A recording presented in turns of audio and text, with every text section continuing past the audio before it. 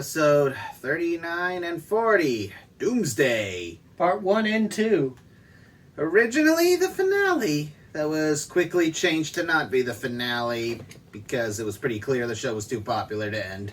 And I kind of went into this episode thinking of it in that regard, as if, what if this had been the finale of Power Rangers? What if there were no more Power Rangers after this episode?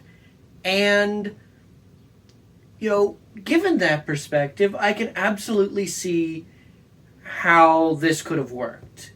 A few alterations, a few changes, likely what they originally intended, and it would have been an amazing episode. And I think it would have been the perfect way to end Power Rangers. But because of the alterations that they made, the things that they did end up changing, and the fact that it isn't a finale, it feels like it's 80% of a finale, which unfortunately gives it a sort of, it's a cool move. It did everything right. It didn't stick the landing, which makes it feel like it doesn't feel like anything, really, which is weird, if that makes sense. Yeah, the only other time I could think something like this happened is, well, Hannah Montana, the movie. Can't believe I'm bringing that up, but that was meant to be the series finale, but then it got, shockingly renewed for a new season, so I had to quickly rewrite the ending. Right, it's sort of what it feels like. It's like, this was supposed to be an ending. It does all the ending things, especially when you then think of later seasons of Power Rangers when they do finish off the Power Rangers. They destroy the Zords. They wrap it up to where the morphing grid is at risk. They put the villain in the point where they are at their strongest, but also at their most vulnerable. Right. They do all the things that you would normally expect, and we will later see they do with the finales of Power Rangers. They just don't commit to it. It feels almost like a preview of what the finale of Power Rangers will later be. Well, spoiler, the actual finale of Mighty Morphin is much more intense than this. But, why don't we actually talk about the plot? It's, actually kind of a simple plot. They're reading the paper, and the mayor declares it Power Rangers Day, where they hope they'll just make an appearance. Kind of late notice. Same day they get the paper. They already have a celebration, everyone shows up at the park. And of course some Bulk and Skull antics. The debut of the Bulkmeister and Super Skull. I thought it was the Incredible Bulkster. Bulkster, that might be it too. Right, it was Bulkster and Super Skull. I don't think Super Skull is a good hero name. That's very villain-like. Yeah, but ironically, it's still somehow better than the Incredible Bulkster. What? It's a pun on the Hulkster. Oh, I know, but it's food-themed, and they made their own costumes. Which, ironically, the costumes aren't that bad given the time era that they're in and the budget that they were using. I mean, if I had to come up with an all-original superhero in high school, probably better than I do. Especially if I had to make it myself. Right. So it's like, but there was definitely a point, and it goes on for a while. Where when they finally kidnap the civilians and throw them in the dimensional, I was actually sitting here going, oh, thank God it's over. Yeah, they're brilliant plan. Debut these and just try to hijack the celebration. Which, and then we're just kind of stuck there for 2 minutes watching these two basically bomb at stand-up. And it's bad, man. It's bad. Literally, he was saying, I want them kidnapped, and then they got kidnapped. I was thinking, oh, thank God. I was literally sitting here please, Rita, just enact your plan. Yeah. Kidnap the civilians. Do something. Although I'd initially thought they were going to kidnap the Power Rangers with the civilians. No, then they couldn't fight them. Well, they could do that thing where they kidnap the Rangers, put them in an alternate dimension, and then fight them there. Or they escape. Well, anyway, Rita's plan is, hey, they've got a new giant, they got their own Megazord, the Cyclops, and Goldar's gonna pilot it. And they're gonna bring their whole palace down to Earth where they're stronger. And then, when it's all said and done, bring the whole damn thing back up again. Yeah. That's a simple plot, but that's all they need. We've got our own Megazord, let's call Lokar again, who's definitely not Satan, just to make it stronger. And have Goldar pilot the Zord in what is very clearly an American-made set with an American Goldar costume. In Sentai, this was the finale, and it was like the whole backstory's revealed for Bandora. Spoiler alert. She used to be a good witch, but then she had a son who liked to destroy dinosaur eggs for fun, which dinosaurs didn't like, and killed him, which prompted her to go evil, seeking revenge on dinosaurs and the kid, and la la la la la la. Point is, Satan revives said son to pilot the Zord. And then, it's the final battle for the Judangers, so this will be the last time I reference them, sort of. Because after this point is basically the All-American footage. Not quite. When the show took off, the only time Saban actually got Toei to film like 20 more monster fights for the sake of Power Rangers. So we get some stock footage that was made specifically for Power Rangers. But I think they've still got a few like monsters that they just skipped that they're going to use first. Right, and with that in mind, that this is basically it, the final Zord fight in this two-parter is intense. It's actually great, yeah. It's one of the best fights I've ever seen. They switch up forms constantly. They're adding and taking away. We see Zords lose limbs, which that's a thing that usually doesn't happen until the it's also the end of the line of a Power Ranger. It's also something in later seasons Saban censors. Right, so it's like the fact that we're seeing the violence, and also further hints that the Zords are actually alive. They had to really struggle to hide that, because when they initially lose in Judangers, the Daijujing, the living Megazord there, is actually grabs them and throws them out. So what we see is Jason says, "Abandon ship," and then for no reason the Megazord hand goes over them. Right, and I'm sitting here also just thinking, like, this also sort of fits into that it's the ending but not quite feel again. Because, like, this fight, if the Zords had, like, been finished after this, totally would have understood it. Totally would have been fine with it. Great way for the Zords to go out on. Yeah. Well, let's see. Part 1 ends where they defeat Cyclops, but not permanently, because Rita shows up, summons Satan to revive it even stronger. Yeah, it's got 2 forms. One has swords on the arms and horns. And then you've got Lokar in the back, just kind of mean-mugging it. And also breathing breath on the Zords to knock them over. Right, and then, like, this discovery that, all right, Rangers, you could, like, we have to charge the Zords up after that big, bad battle. It'll take 12 hours. Meanwhile, all your friends have been kidnapped, and the Angel Grove is basically defenseless as Cyclopsis and Lokar are just kind of destroying everything. But you gotta wait 12 hours. Yeah, because, takes a while. Probably takes a while to charge something that big. Probably. But, Jason eventually just goes, we'll do it at half power, and all of them are going like, that's a huge gamble.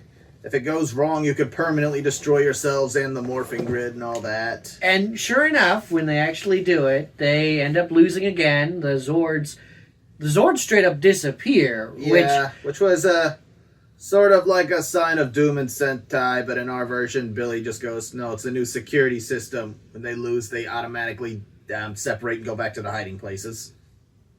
Yeah. Which is fine, Sentai didn't have teleportation, ours do, so it kind of works.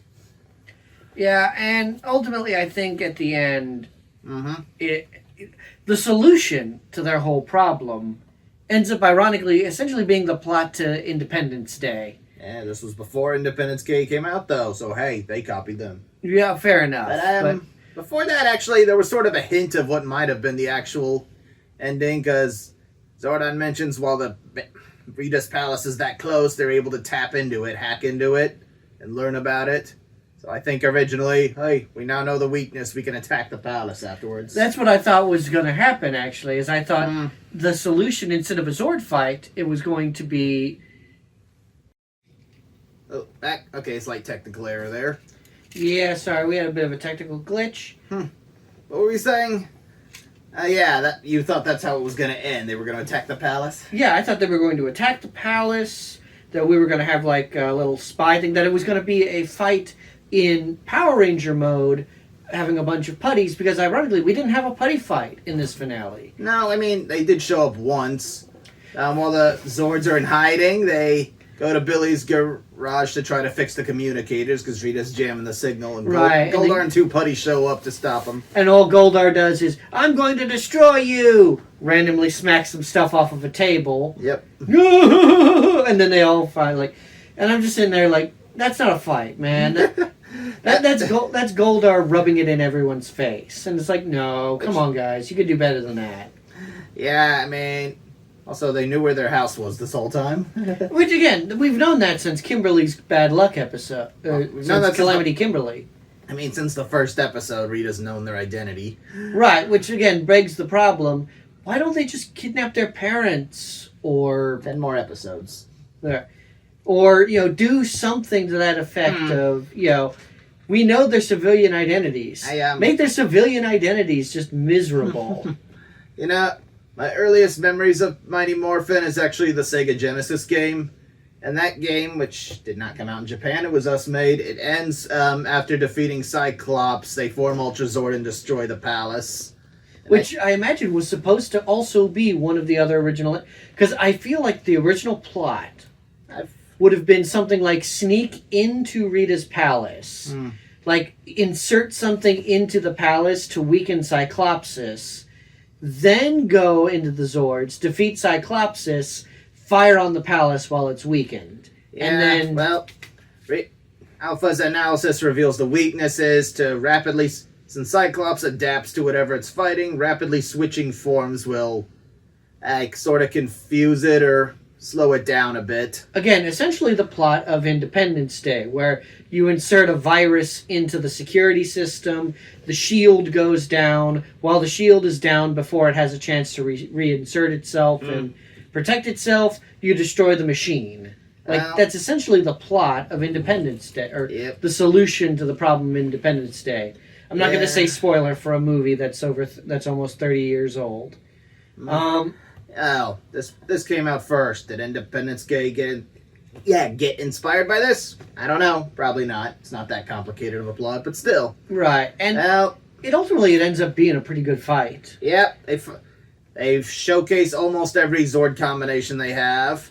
Heck, we even see things they never use, like the bat cannons on the Megazord and Dragon Mode Fighting Mode, that little blade on its head it can throw. Right, it's a great fight, and it shows the best of the Power Rangers. And it ends, Cyclops goes boom, Goldar retreats, and then you can kind of tell they had to quickly change things because, let's get out of here. And then they just reverse the footage of them going to Earth. Which looks so dumb. So dumb. They got one good line in, though. All of Rita's henchmen are saying, it's not my fault, and Goldar says, get us out of here. They leave. Rita says, Goldar, don't ever tell me what to do again. Right, and then, of course, after that... Power Rangers Day. We have the Rangers show up in the park, all of them celebrating. Everyone's cheering, saying they're my hero, and get a somewhat realistic kid argument of who's the best Ranger. Right, and then, of course, that gets interrupted by who is actually the best Power Ranger. Tommy shows up. Yep. Talks about how great all the Power Rangers are. Yep, Tommy. And then gets to have his little handshake. Tommy gets to make a cameo. He was mentioned at the beginning of part 1, at least. Right, I hope Tommy's going to show up, to which, Trini goes, you don't think maybe he'd feel a little left out? No, he should have. They didn't even put the Green Ranger on the poster. A little bit, yeah. But, that photo was... Who took that photo of them with their combined weapon? Well, you could also tell that it was printed off from a low-res image and then slapped onto cardboard. There are times where the budget of this show... The show... becomes abundantly clear. Season 1 especially was $1 billion franchise, and they spent nothing on the show. And you can tell sometimes with like the background shots and I just kept thinking how easy it would have been for people to impersonate the Rangers, which kind of looks like it because the American costumes are obviously lower quality, especially with the necks got that big cushy thing. they look like pajamas. they look like folks in pajamas. But Bulk and Skull got pushed off the stage by the mayor. That seemed like a nice ending shot, but we get one more scene in the command center. Zordon gives them the choice to continue as Rangers or go back to normal lives because they've basically done enough. Right, which I feel like that scene was initially like that. I feel like initially that was the ending where they've destroyed Rita. Rita's fine, and then they make the choice. You guys can stop being Rangers, or there are still other threats to the world, and it would have been oh hey, cool. Maybe the Rangers will come back someday. Yeah, I don't think there was an ending where they all decided not to continue. Right, but I feel like they still would have continued, but it would have left things open for we've destroyed Rita. You guys can stop being Rangers, or you can continue on because there may be other threats beyond Rita. Who can say? Right. I mean, the dialogue that they all said didn't really imply one way or the other. They said it's no choice. They never said the fight's not over.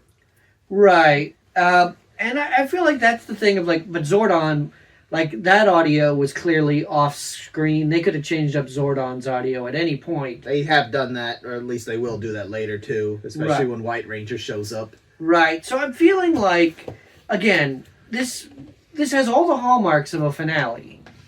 And it was a great finale. I wish it was the season finale, honestly. Kinda, yeah. Like, if it had been a season finale with, like, leaving the door open for more. I mean, 40 episodes is plenty for us for a season. Exactly. And we need 60, though. we need 60. And it ends up feeling like it's a great episode. It's a fun episode. But the changes they had to make from what was supposed to be the finale into a not quite finale, an almost proto-finale, ends up making it feel a little disconnected, a little disjointed. Well, maybe so. But personally, I still can't deny how high quality it was. Absolutely. And that's why ultimately I think I have to give this a 4 out of 5. Well, you did say 80%. Yeah, and 80% of it was amazing, and it was like 80% of a finale. I think I'll give it a 4.5.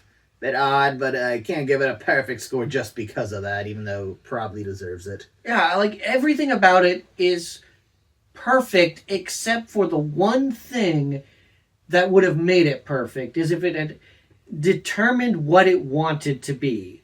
It wants to be a finale so bad, but it just can't, given where it falls in the rest of the show. And is this the start of Zhu 2? Kinda. There's it's hard to say exactly, because one of the conditions for Zhu 2 was bringing Green Ranger back, but not all of it had him. So it's sort of a mixture right now of that, plus some original footage, plus some reusing old footage, and some episodes remember, there was 50 episodes of Zhu Danger. A lot of that got cut because two-parters became one. But so I guess we could kind of consider past this point as being season 1.5. It's not quite season 2. Yeah. But, expect things to take a bit of a dip in quality for a few episodes. Well, right. I mean, once you've had this point. Yeah. Well, next episode, what are you titled? Rita Seeds of Evil. Seeds of Evil. Or Seed of Evil. Seed of Evil, right. Rita's Seed of Evil. Episode 41? Oh, yeah. Oh, gosh, that implies she's pregnant. Nope. Thrax doesn't show up till Operation Overdrive. Fair enough. Anywho, check out next time again. And also, for the last one, Bob in a Bottle. That's all I'm going to say. Saban's dub of Genie Family, Bob in a Bottle. That was a thing. Oh, right, yeah. Whatever. We'll see you guys next time. Bye. Emerald! Ranger!